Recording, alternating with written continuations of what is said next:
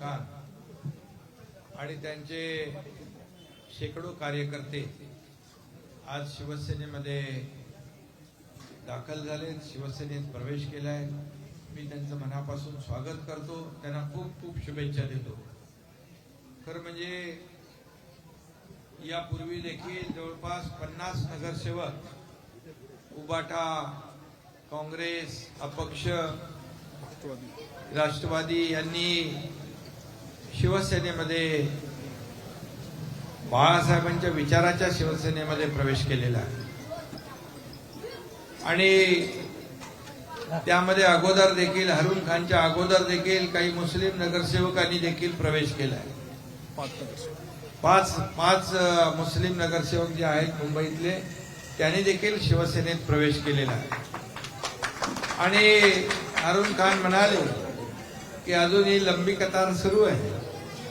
खरं आहे, कारण शेवटी 50 पेक्षा जास्त नगरसेवक शिवसेनेमध्ये काय येतात याचं कारण एक विश्वास, एक त्यांना सरकारचं काम जे आहे दिलेला शब्द पाळणारं सरकार आहे, सर्वसामान्य लोकांना न्याय देणारं सरकार आहे, मुंबईचा विकास करणारं सरकार आहे आणि म्हणूनच मुंबईमध्ये जे काय आज काम सुरू आहे, मुंबई आपण खड्डेमुक्त करतोय।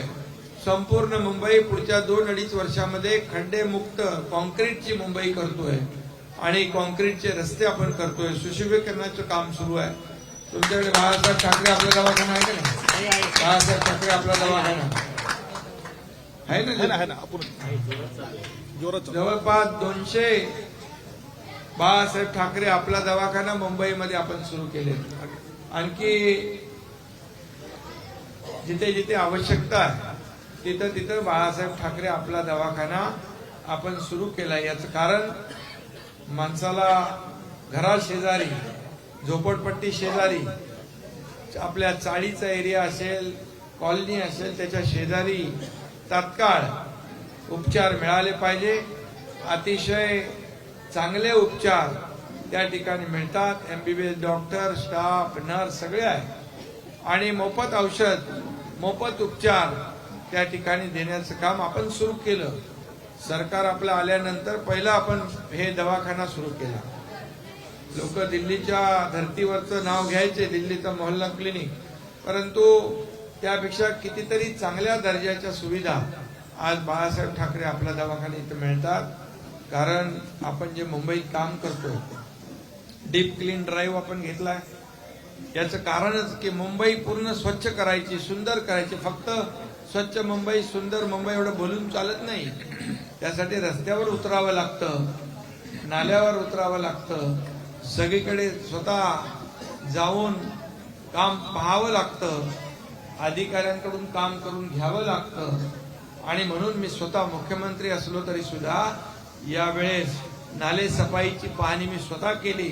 म्हणून यावर्षी पावसाचं पाणी तुंबलं का कुठे? कोणाला गाणं, खड्ड्यांवर गाणं बनवायची वेळ आली नाही आणि त्याचबरोबर खड्ड्यांचाही त्रास यावेळेस झाला नाही।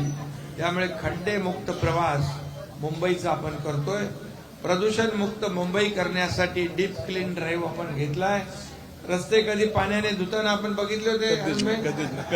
पहिल्यांदा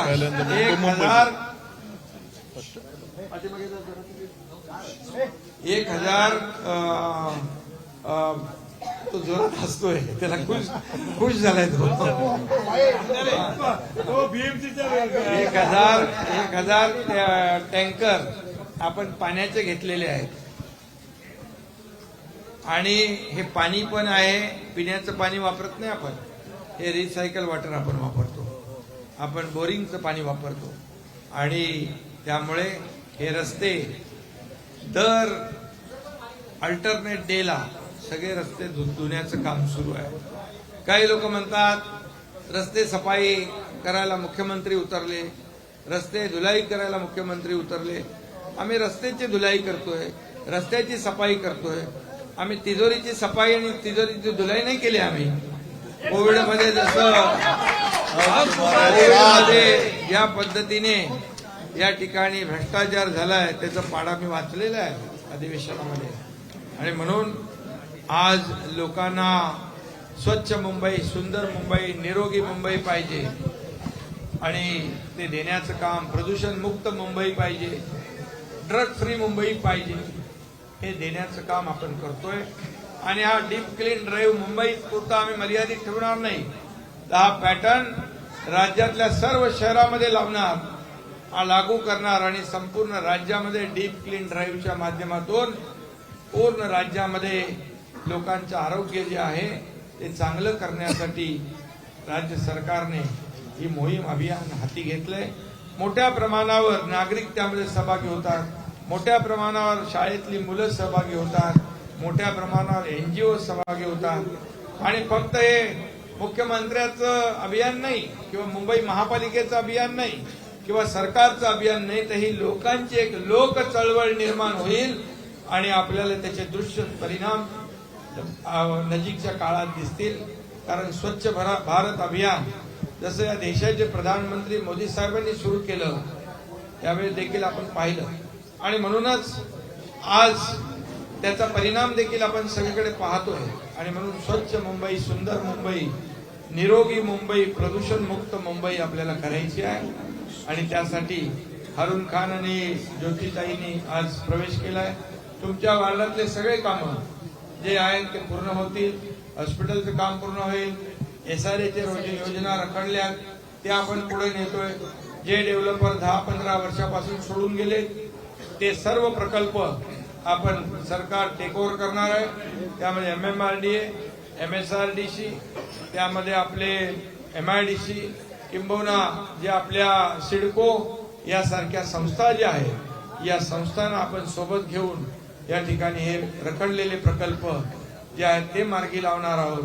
कारण मुंबईच्या बाहेर गेलेला मुंबईकर आम्हाला मुंबईमध्ये परत आणायचं आहे आणि म्हणून ही योजना जी आहे ती आपण करतोय. पुन्हा एकदा मी आपल्या सगळ्यांचं मनापासून स्वागत करतो. मनापासून आपल्याला सगळ्यांना शुभेच्छा देतो. धन्यवाद. जय हिंद, जय महाराष्ट्र. शिवसेना!